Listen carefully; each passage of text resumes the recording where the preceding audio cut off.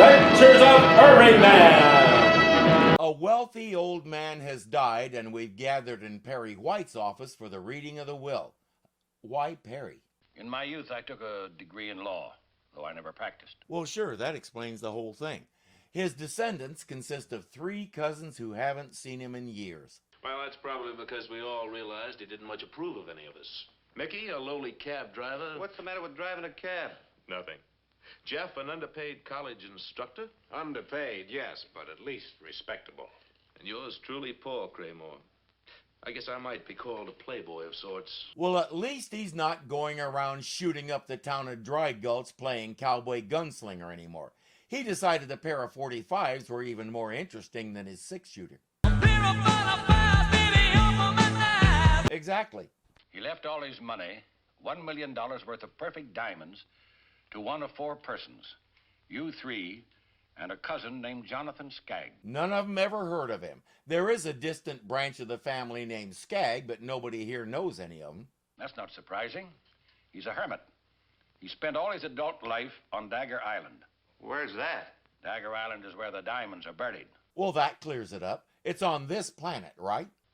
And the terms of the will are that all of the clues shall be given to each of the 4 heirs, so that each one shall have an equal chance to become sole heir to $1 million.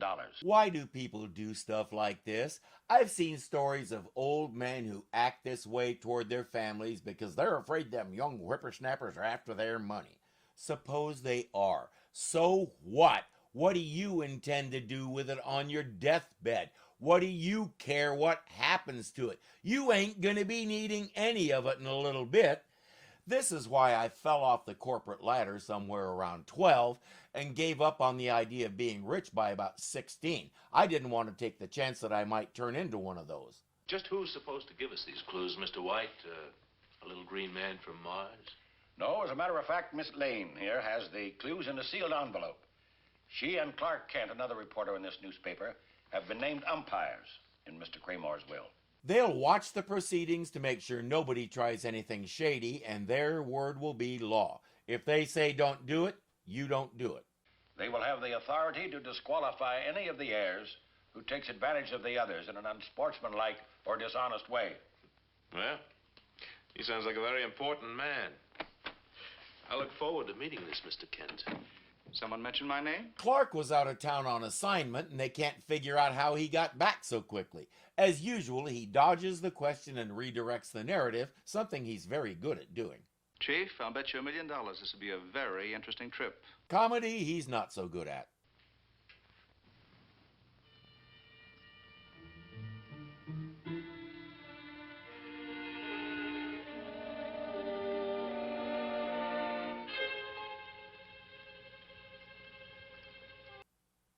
They all agreed. On a signal from Paul, they grabbed Clark and pantsed him. Lois got out of the room just in time, and the guys couldn't stop laughing when they saw his cute red and blue underwear.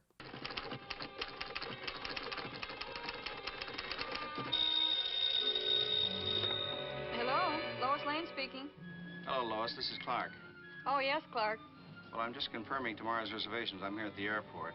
Oh, say, will you hold on a minute? I just right in the middle of a sentence here. The chloroform knocks her out. The mystery man rifles through her purse and finds the envelope, then sets off some sort of smoke bomb and leaves. Clark has a fair idea what happened.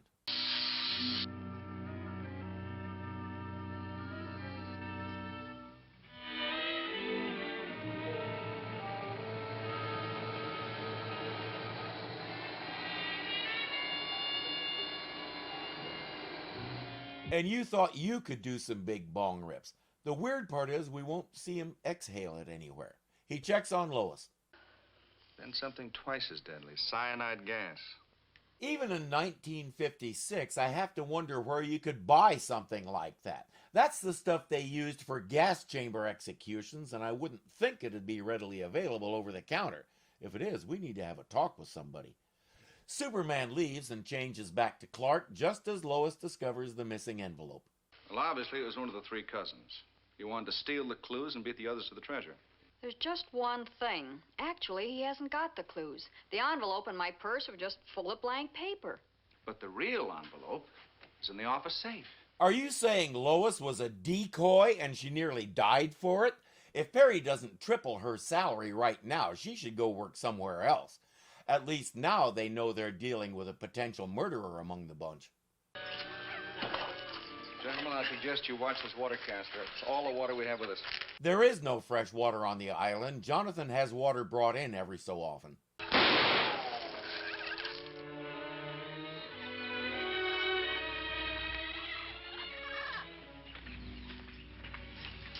Now get out of here. You and all your kit and boodle. Hey, now, just a minute. Now, don't get smart for me, young feller. Are you Jonathan Skagg? Yeah. And I don't allow no trespassing on Dagger Island. Clark takes them aside, explains who they are and why they're here. Jonathan says, all right, the lady can have the hut. The rest of us will camp out here on the ground, and in the morning we'll get started. Mr. Skagg, the water cask in the hut is empty. Well, that's mighty funny. I'd swear it was half full. Well, I hope we brought enough. Well, I'll make some coffee and find out. Good. I'll go get some wood for fire.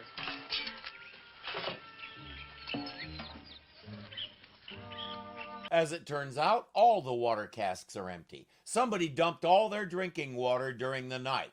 Whoever did it obviously stashed a supply for himself and expects everybody else to stay here permanently.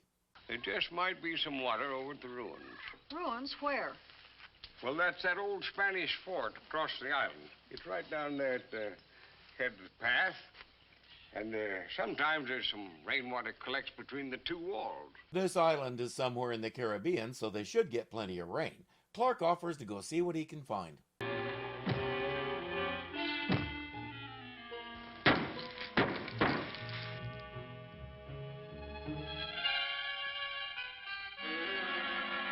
Even Superman can't produce water from rocks, so he placed a call to his friend Moses, and they got it all fixed up. I hear something funny. Nothing but the wind in the trees.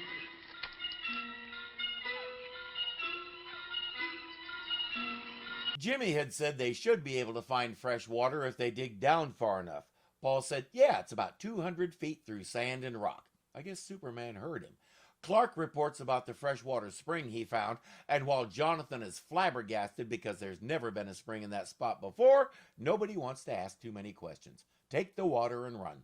My arm is steady, my hand is calm. To find my treasure, look for my palm. Is that all? And maybe that's enough. Hey, sport, you live on this island. Has it got anything in the shape of a guy's hand? You know, like this. Don't be ridiculous. It has nothing to do with the shape of your palm. It has to do with a palm tree. That's a lot of help. There's only about 200,000 palm trees on this little bitty island. Which one are we talking about? Well, I remember reading once about a certain kind of palm that the old pirates and explorers used to call the captain's palm. How do you distinguish between this captain's palm and any other palm? Well, it's an albino palm, a freak of nature, a white palm. Jonathan says there is such a palm on the island, but I'm not going to tell you where it is. Now, this is a really tiny island. Clark said it's only about 10 miles square. Does he really think they won't hang around and follow him wherever he goes? He hadn't thought of that. By golly, there is such a thing. And somewhere around here, there's $1 million. Now, wait a minute, there's one more verse. The line is straight, but in which direction? The answer is up to your own selection. They all spread out to search and dig, but Jimmy is thoroughly confused. This business about the captain's palm, the albino tree. You said you read about it. I know, but I made it all up in my head. And yet, there it is. And if you think we're going to follow up on that, you're sadly mistaken. Yahoo! I found him! I found him! You found what? The diamonds, you silly old coot! I dug them up! Who are you trying to fool? Let me see them. Come on, Mickey, show them to us. Keep away from me. I don't have to show them to anybody. They're mine. I'm rich. I'm a millionaire. Chippers, I wonder if you'd give me an exclusive interview. Hey, wait for me! The short answer to Jimmy's question is no. But it could mean my whole career. If you don't beat it and leave me alone, you ain't gonna have nothing but a past. Come on now, let's get back to camp. The long answer to Jimmy's question is quit asking or he'll resort to violence.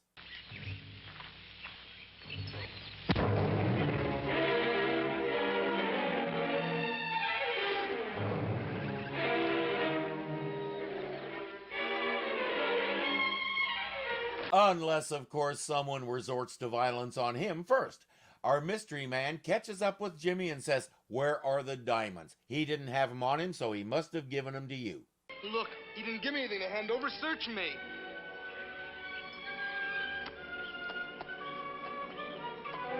All right, what'd you do with them?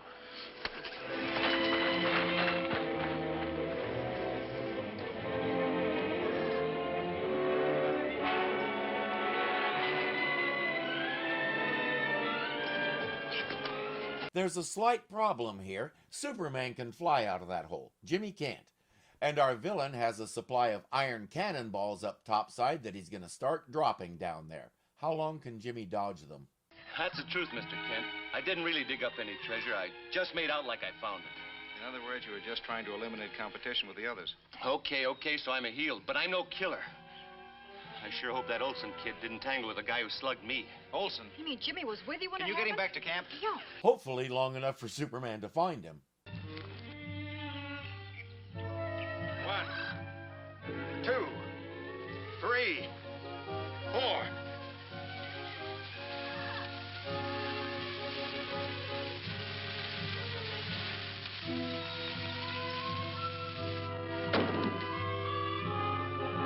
In the comics, Superman had several types of special vision, including heat vision that did things like that. In this show, he only has X-ray vision, but X-rays can also heat objects to the point where they're too hot to handle if they're powerful enough. And as we learned in a previous season, Superman's X-rays are powerful enough to transmute a certain alloy into pure radium. I suppose it simplifies the stories.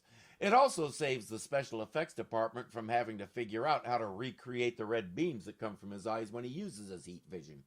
I knew he didn't find them diamonds. How did you know? Oh, I just figured. Well, anyway, I guess we better start digging again. I don't think that'll be necessary. You see, I have a pretty good hunch where those diamonds are. What? You do? No, wait just a minute. If I point out the exact spot, do I win? That's right. According to the rules, if you find the diamonds, you win the treasure. Paul has indeed figured it out. There's one little white coconut on that tree, and it's 20 feet straight up, like in the clue. He says, "I think the diamonds are in that coconut." Jonathan shoots the coconut down, and sure enough. Well, I'll be hanged. So they was there. You should know. You put them there, Mr. Craymore. Oh. So you know who I am. It wasn't hard to figure out, and if the others hadn't been so focused on the diamonds, they probably would have realized it too. But that doesn't change the rules of the treasure hunt. You solved the riddle, so therefore you're entitled to the treasure. Well, thank you very much, sir, but these will bring a lot more than I need right now, so if you don't mind, I think I'll share them with the others. Naturally, that's why he set this thing up, to see who was generous, who was brave, who was a coward, and who was a wannabe murderer. According to Jimmy, the man who tried to kill him should have blisters on his palms. Not a blister. How about you, Jeff? Still able to hold a gun. Paul's willing to share, and Mickey got hit on the head. That just leaves Jeff. Well, I wouldn't do that if I were you. You're in enough trouble as it is.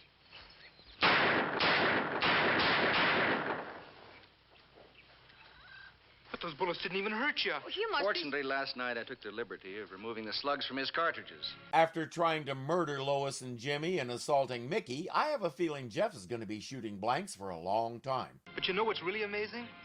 We actually got through this whole thing without any help from Superman. Yeah, the sun heated that cannonball to skin-blistering temperatures, right?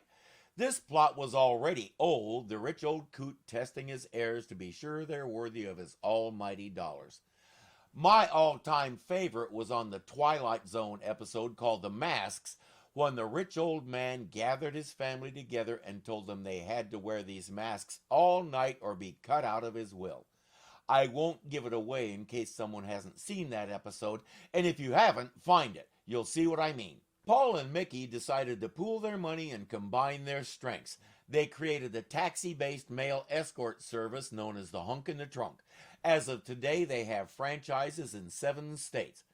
After Jeff got out of prison, they felt obligated to bring him on as a partner, but they never really let him do anything. They did give him his own toy cap gun so he could relive the good old times. Hey everyone, thanks for watching. Be sure to click that like button and let me know you enjoyed this, and if you're not subscribed yet, you know what to do. You can also become a patron and help support this channel. The link is below. Thank you for watching.